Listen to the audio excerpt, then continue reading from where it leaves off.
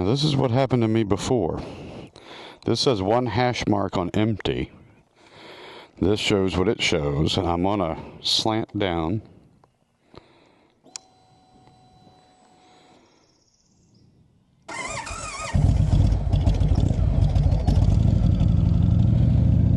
I'm going to assume it's because I'm on the hill there. So on that fuel, on that not starting, that has happened to me only in the driveway, not when I'm out and about, and only when I have, like, you know, right now I should have about 1.5 gallons, I would guess. Gallon? Yeah, at least 1 gallon, and probably more like 1.50 to 1.75. But when I'm on that driveway, has a slight, you know, the bike was sitting on a downhill. It's done that before. And I had just rode the 2 days before. It's not like my bike sits a lot.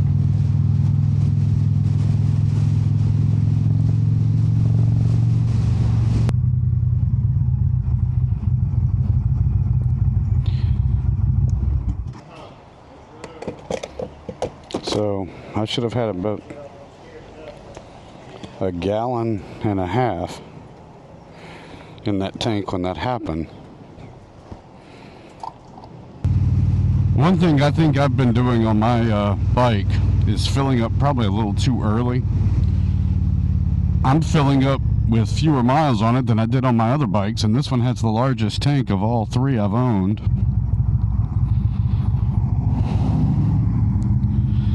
I tend to fill up when my range, when I've been 150 to 160.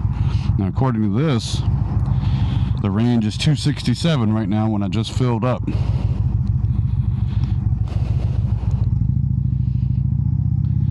I don't think that's the real world, but I guess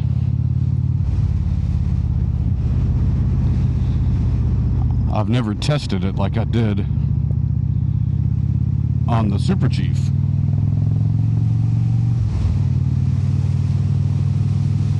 One day I may do that. I gotta prepare for that test. I had some gas bottles carried with me and tried to ride around here in the country so that if I ran out of gas, I at least had a good shoulder that I hope wasn't too busy. And as it turned out, I ended up, now thinking back on it, what's interesting is on that Super Chief Limited, I ended up at a stop sign that had a slight incline just like my driveway did. And maybe that Super Chief could have gone just a little bit more on flat ground, but I didn't. I pulled over there and filled up. And this being the country, I think I recall I had at least one person stop and ask if I was okay, which was nice. So I've had a few of you ask me, how do I put so many miles on my motorcycle? And when I've looked at used motorcycles that are years old, I'll see them going for, 2,000 miles or on the bike, 1,000. I'm sure you guys have seen the same thing, right? There's always exceptions, definitely exceptions, but generally these things tend to be pretty low miles, which is why, the manufacturer doesn't even reference mileage in the warranty. It's always just years on a motorcycle. And I've owned 3 motorcycles in the short time that I've been riding, which I guess is about 3 years. I keep saying 5. Sometime I'm going to have to go back and reconcile. I need to keep adding years, but I think it's maybe 3.5 to 4 years I've been riding.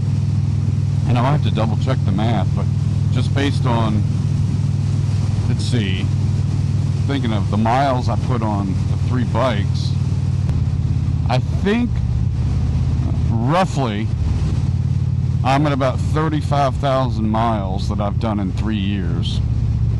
And some of you have asked me,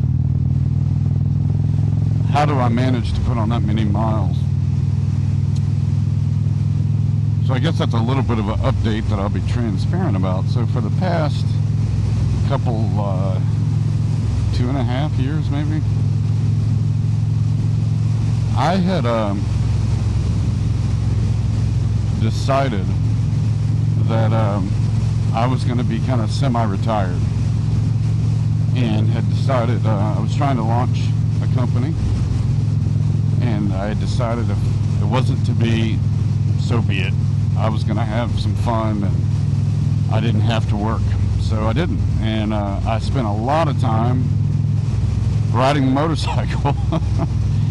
I was having a blast doing that, and I didn't want to be one of these folks that got so old in retirement that you couldn't enjoy actually doing anything. So I actually had quite a fun time getting some miles and just doing what I wanted to do. And on a dual track, I was exploring some other things, but you know, came close and could have done some other, definitely could have done some other things and launched other types of companies, but didn't. And you know, and then during that time, some things popped up with you know, a family member got cancer, and we were dealing with that. And that sure puts things in perspective.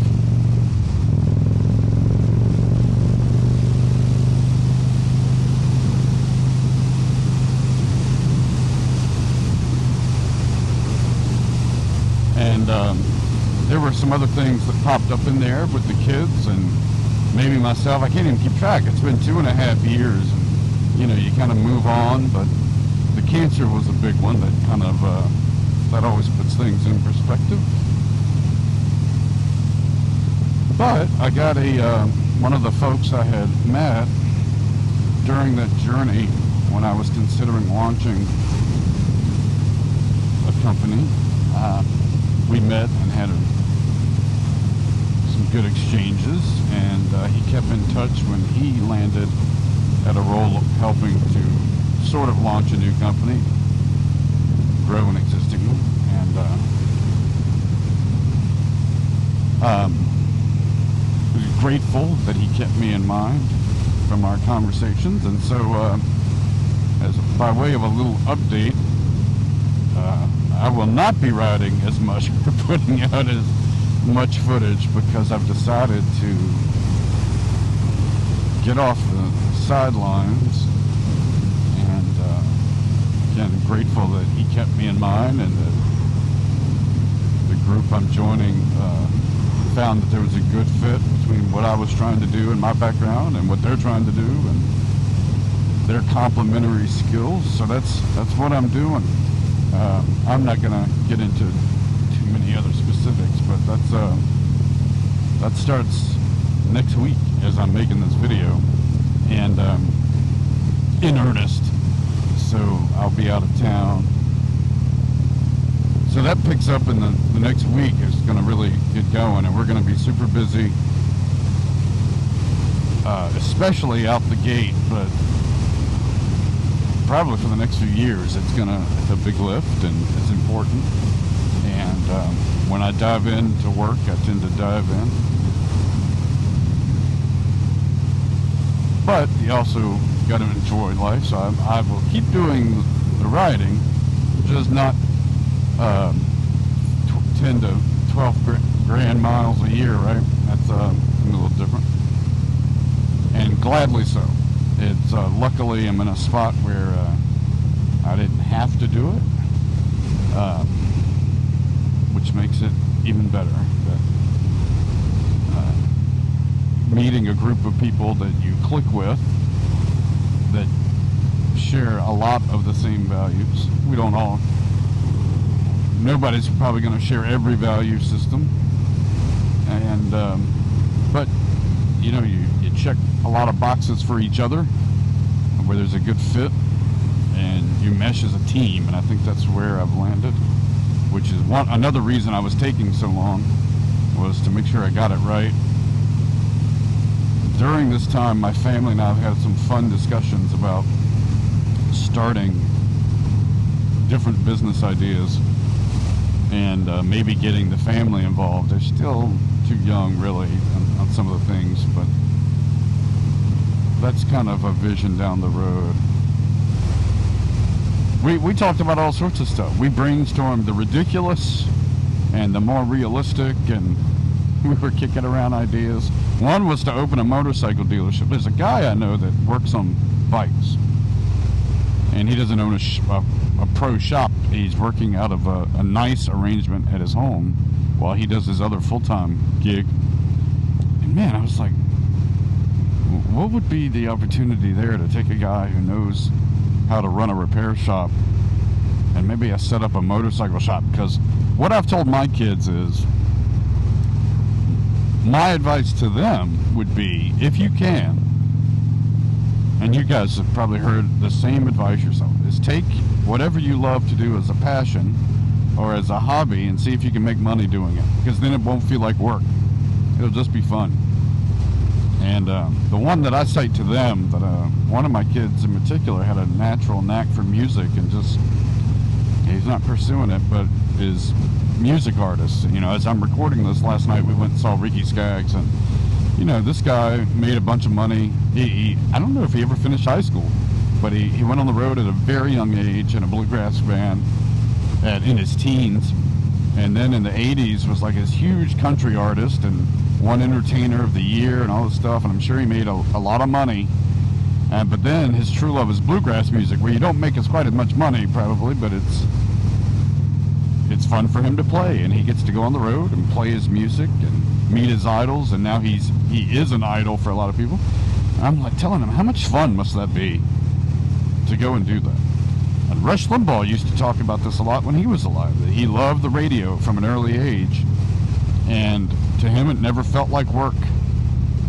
And that's what I was telling my kids. So with that in mind, we were like kicking around. That motorcycle shop idea I had, it's like, you know, you also have to find, you got to be transparent and clear-headed about your own strengths and weaknesses, and where do you need to complement where you have blind spots, and do you know what your blind spots are? I remember Don Rumsfeld, one of my favorite riffs he did when he was Secretary of Defense under George W. was the known knowns and the known unknowns. And the unknown unknowns. It's just one of my favorite ideas. You know, I've used it, I've stolen that. And when he got a question at the end of it about, well, what situation are we in? I really wish he would have said, I don't know. There are known knowns. There are things we know we know. We also know there are known unknowns. That is to say, we know there are some things we do not know. But there are also unknown unknowns. The ones we don't know, we don't know.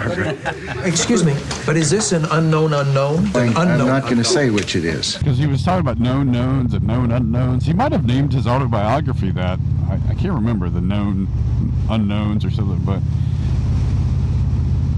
I wish he would have instantly just said, I don't know. It's unknown.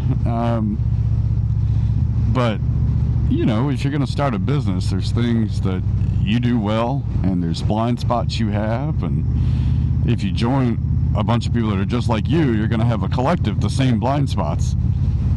So it's great when you can get complementary skills, and that's, as I was going through these different business ideas, like the motorcycle shop, I know what strengths I would bring to that, but important ones, there are some lacking. So I thought this guy in particular would have probably been good idea for that. My daughter wanted me to open a Chick-fil-A franchise just because in her mind that meant free food, the way kids think. I thought about opening a gun range, and the challenge there is so political. There was a gun range in the Richmond area that got a little too pompous for their own good, because they launched it, as I recall, kind of around the time of the Obama presidency. And, you know, the gun stores used to put up signs calling Obama, there's a train way up there, I don't know if you can see it, the Amtrak and the freight trains go through here, naming Obama Gun Salesman of the Year, because every time he would start talking about banning guns, gun sales would go through the roof, and visits to gun ranges would go through the roof. And that gun range launched at a time when that was going on. And I joined as a member, and you would go, and man, you'd have to wait for a range and sign up on a waiting list. Well, then as things calmed down, and that fever sort of, and plus their political targets. A certain political party tries to do everything they can to harass gun ranges and gun stores and gun dealers. And then when times are slow, like that gun store I'm talking about, the gun range I'm talking about, they went out of business. I think people got tired of the little arrogant attitude. And then you had people like me that decided to, I just moved and bought my own land and built my own outdoor range, which is fine with me. It's great. And then we had all sorts of ideas. I was playing around with this YouTube channel. We got it monetized just more as a fun hobby for me, and involved the kids a little bit in some of those discussions. And it's not a living. We were just goofing around with this, having fun with it. Frankly, it keeps my mind active and learning how to edit, and you're your own producer and creative artist. And so anyhow, we had kicked around all sorts of ideas. Some were ludicrous.